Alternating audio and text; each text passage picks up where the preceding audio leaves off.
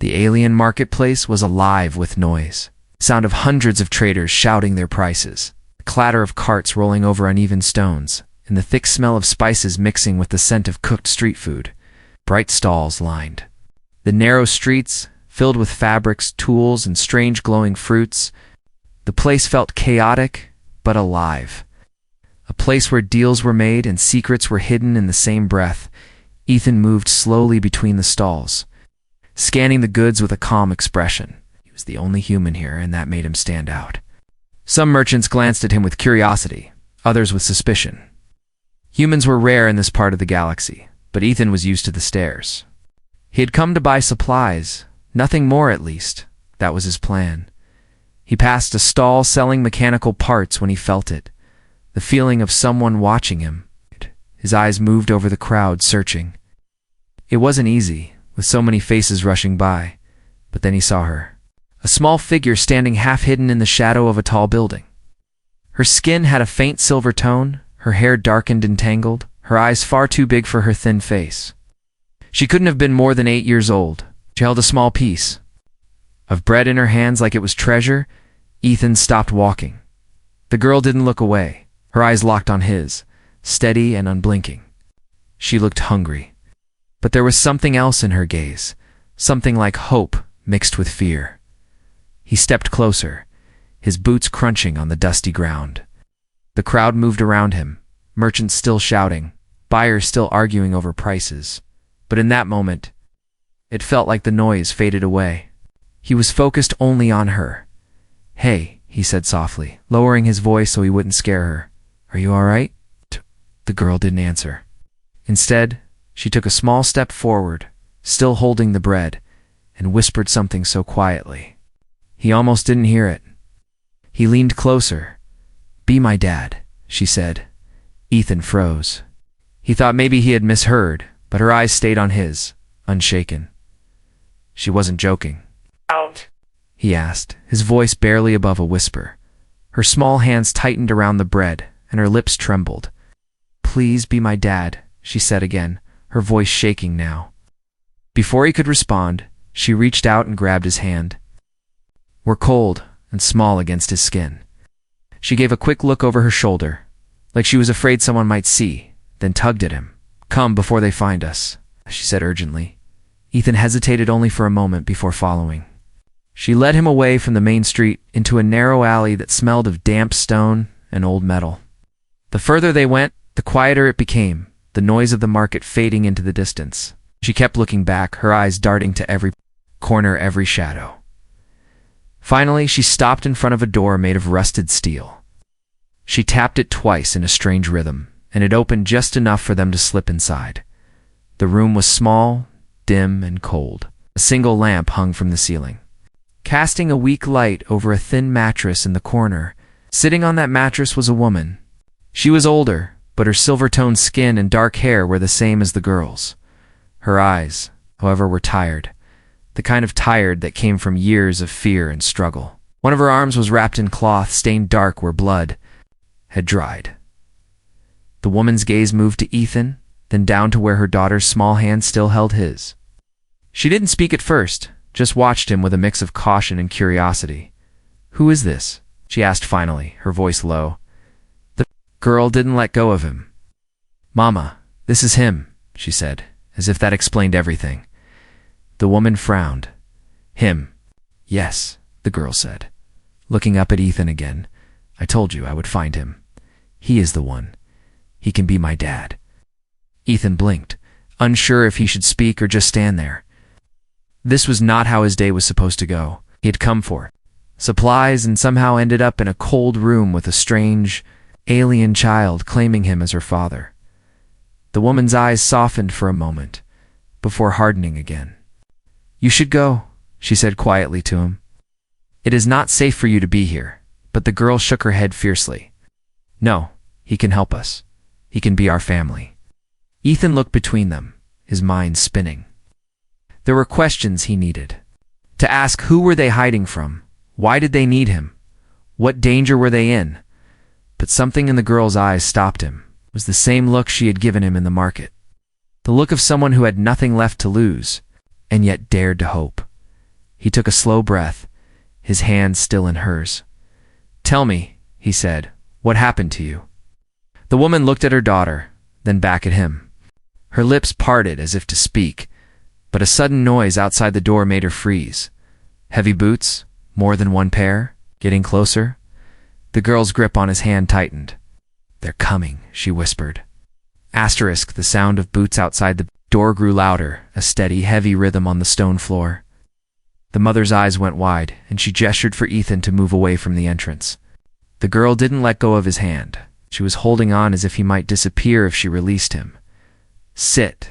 Act like you belong here," the mother whispered sharply. Her voice carried a strange mix of urgency and command. Ethan stepped back from the door and moved toward the dim corner where the mattress lay. His human frame looked out of place in the cramped alien home, but he sat down without question.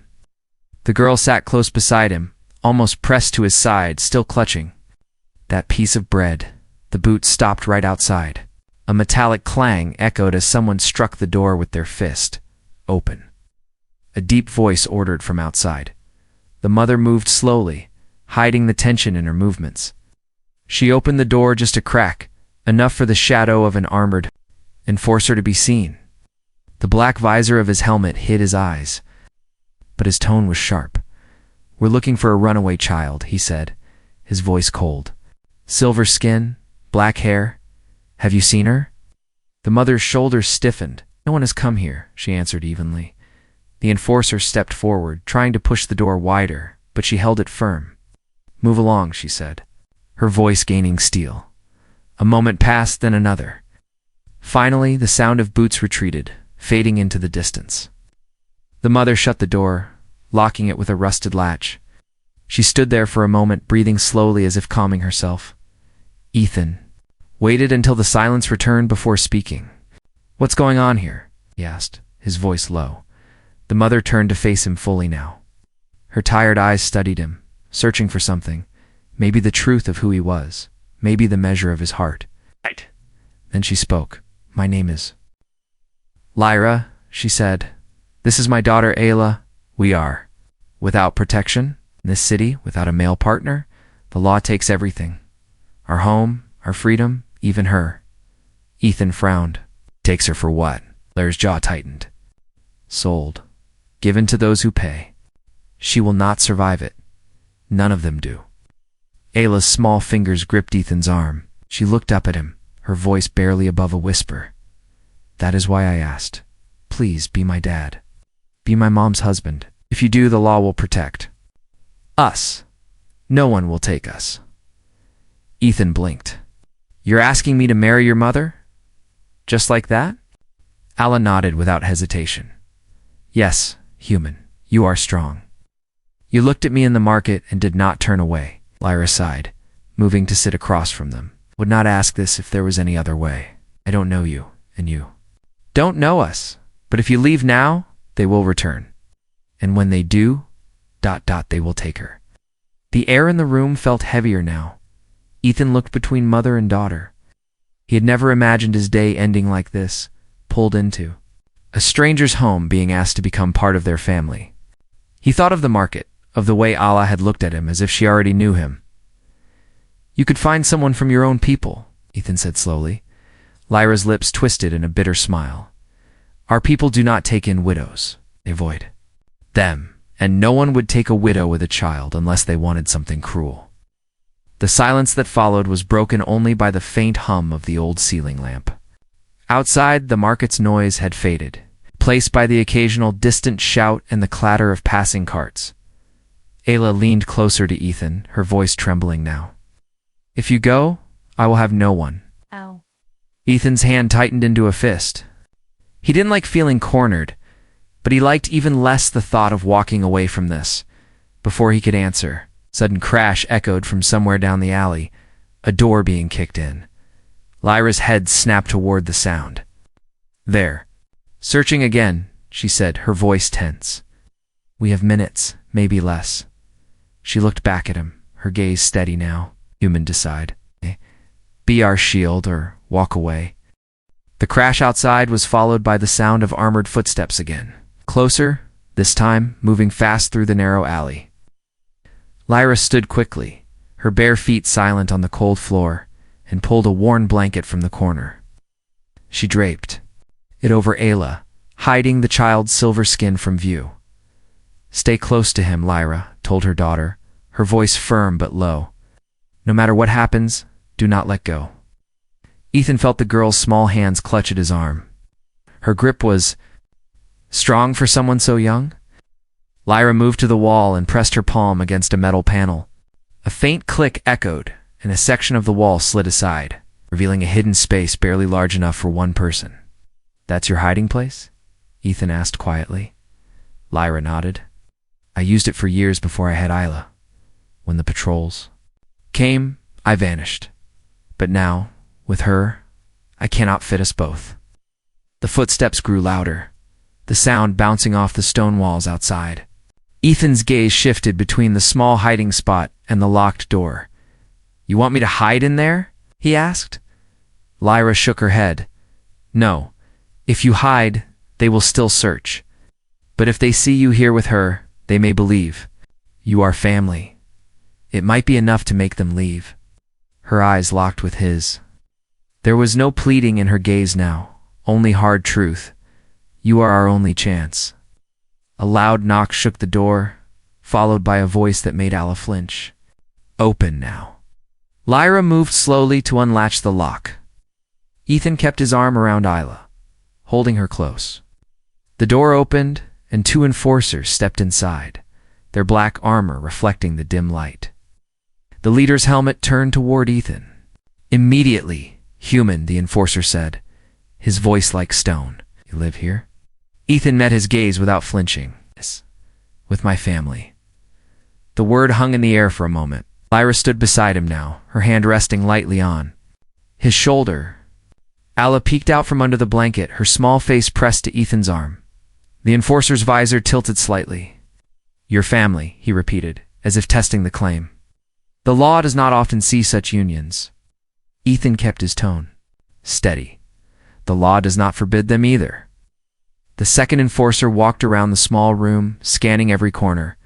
He paused near the metal panel in the wall, but didn't seem to notice anything unusual. Finally, the leader stepped closer. "To Ethan, if she is yours, you know the responsibility you take," the enforcer said slowly. "Protection, provision, discipline, fail, and the law will strip her from you." Ethan didn't look away. "I won't fail." The enforcer studied him for another moment, then stepped back. "See that you don't." Without another word, the two armored figures turned and left, their boots fading into the alley. Lyra closed the door quickly, locking it again. She turned toward Ethan, and for the first time, her shoulders relaxed a little. "You said it as if it was already true," she said softly. Ethan glanced down at Ayla, still clinging to him.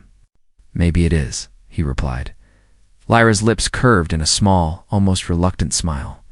But behind her eyes, Ethan saw the weight she carried, the weight of years spent running, hiding, and never feeling safe.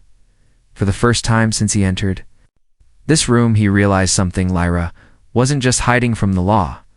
She was hiding from a past that still had its claws in her. The room felt smaller after the enforcers left.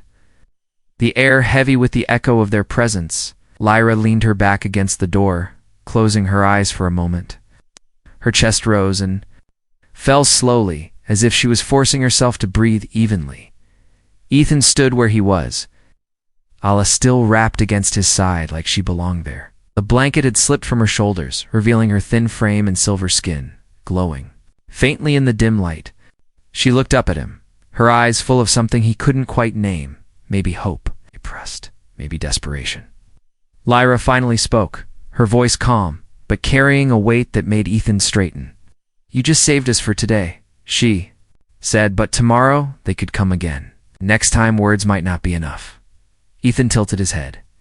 "What are you saying?" She walked toward him, stopping just close enough that her shadow fell over him in the weak light. "Saying the only way to protect us is to make the lie real. You told them you were my partner. You told them Ayla was your child. If you mean those words, The law will protect us. Ethan let the words sink in. You want me to marry you? He said slowly. Lyra did not look away. I am asking you to become my husband in the eyes of the law. It will bind us as a family. They will have no reason to take her from me. From us. Ayla's small voice broke the silence. Please, human, if you marry Mama, they can never hurt me. Ethan looked between the two of them, the girl holding onto his arm as if it was the last safe place in the galaxy, and the mother who was standing tall, but whose eyes betrayed the fear she carried every second. He could walk away. He could tell himself this wasn't his problem. He had a ship waiting, a life elsewhere. But something about this child's trust and this woman's courage pinned him where he stood. Why me? He asked quietly. Lyra's expression didn't change, but her voice softened. Because you didn't turn away when you saw her in the market. You didn't ignore her like everyone else. Because you're human, your kind fights for what matters and doesn't let go. Ethan felt the truth in her words. He didn't know if he was ready to promise his life to someone he had just met. But he also knew the thought of walking away now felt wrong. He opened his mouth to speak. But a sharp knock rattled the door again. Not the heavy beat of an enforcer, but a quick, urgent rhythm. Lyra's head snapped toward it. That's not the patrol, she said under her breath. That's worse. The knock came again. Faster now. 3 hard strikes that made the metal door vibrate. Lyra's face tightened, her eyes shifting toward the corner where Alice sat frozen beside Ethan. That is not the patrol, Lyra said in a low, sharp tone. That is a collector. Ethan's brow furrowed. Collector. Lyra moved quickly to the window slit, peeking through the thin crack. They work for the ones who buy what the patrol takes. Slavers, bountymen, debt hunters, they are. Here, it means someone told them about Ayla. Ethan's jaw set. And they don't care about laws, do they? Lyra shook her head slowly. They pay the right people to look away. The knock turned into a pounding. Open up, Lyra, a voice called, deep and rough with amusement. We know you are in there. No need to make it harder. Ayla gripped Ethan's arm, her voice barely a whisper. He has been here before. He tried to take me. Ethan felt something cold twist inside him. He rose to his feet, placing himself between the door and the girl. Then he is not getting in. Lyra's eyes darted to him. If you fight him, more will come, and they will not stop. If you marry me now, I can call on the law. But without the seal, he can claim you have no rights to her. The pounding stopped. Silence pressed against the walls. Then came the sound of slow, deliberate footsteps moving away from the door, but only far enough to circle the building Ethan could hear boots scraping over stone outside the side wall. He is trying another way in, he said, scanning the small room for anything he could use as a weapon. Lyra pulled a metal rod from beneath the mattress, surface worn from use. Take this, she said, handing it to him. Ayla's small voice cut through the tense air.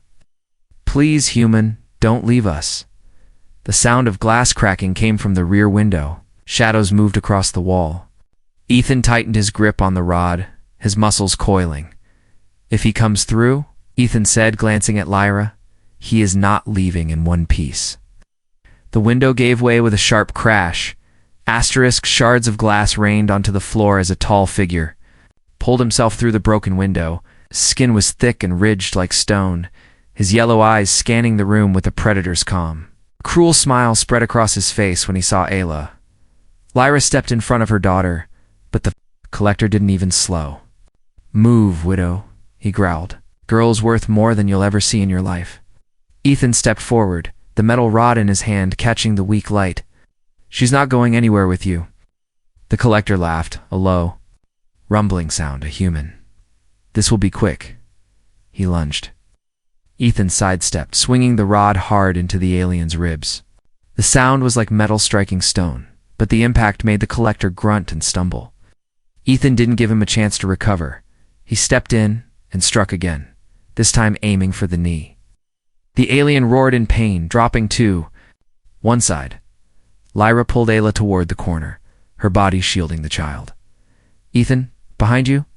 She shouted, A second figure was climbing through the window, smaller than the first, but faster, with a blade in hand. Ethan spun and slammed the rod into the intruder's wrist. The blade clattered to the floor, and Ethan kicked it away before driving the rod into the attacker's stomach. The alien doubled over, gasping for breath. The larger collector tried to rise, but Ethan dropped his weight onto him, forcing him back to the ground. His voice was steady, cold. If you ever come near them again, I'll make sure you don't walk away next time. The collector's eyes narrowed, but there was no fight left in him. He and his partner stumbled back toward the window, retreating into the night. Ethan stood there for a moment, breathing hard, the rod still in his grip. Then he turned to Lyra and Ayla. The girl ran to him, wrapping her arms around his waist. "I knew you would protect us," she whispered. Lyra's eyes met his. And for the first time, there was no wall between them, only gratitude and something unspoken. "If you stay," she said quietly, "we can make this real. We can be a family, and no one will touch her again." Ethan glanced at the broken window, the night beyond it, still holding danger. He knew leaving them now would mean the collectors would return. He also knew that protecting them meant tying his life to theirs, and he was starting to think that wasn't such a bad thing. The broken glass still glittered on the floor, the cold night air drifting in through the shattered window. Ethan set the metal rod down and knelt to Ayla's level. She was still holding on to him tightly. Her small fingers curled into the fabric of his sleeve. "You're safe now," he said softly. She looked up at him with wide, hopeful eyes. "Will you stay human? Will you really be my dad?" Ethan's chest tightened at the question. He glanced toward Lyra, who stood by the door watching him. Her expression unreadable, but her eyes glimmering with something warmer than before. "You know what this means?" Lyra said quietly. "If you do this, you're not just protecting us for a day. You'll be bound to us by law and by life." Ethan looked back at Ayla. "I don't need a law to make me protect you," he said. "But if it keeps you safe, then yes, Ayla, do it." The words seemed to light something inside her. Allah's face broke into a smile, and she threw her arms around his neck. Lyra stepped closer, her voice steady but softer now. "Then we should do it tonight, before the patrols change." "I know someone who can make it official." Ethan nodded. "Lead the way." They moved through the quiet streets under the cover of darkness, Allah walking between them, holding both their hands. Lyra guided them to a small, dimly lit chamber at the edge of the district, where an elder of her people waited. The old alien looked surprised to see a human, but when Lyra explained, he nodded and began the binding ritual. Ethan stood with Lyra beside him, Ayla clutching his side. The elder spoke words in a language Ethan didn't know, tying a thin band of woven silver around both his and Lyra's wrists. When the band was sealed, the elder declared them joined as one family under the law. It was done. When they stepped back into the night, Allah was almost skipping as she walked. "They can't. Take me now," she said with a grin, "because I have a dad." Ethan smiled at her, then glanced at Lyra. She met his eyes. And for the first time, there was no fear in her gaze, only trust. As they walked together through the sleeping city, Ethan felt something he hadn't in a long time. Not just responsibility, not just duty, but belonging. And under the stars of a strange world, a family was born.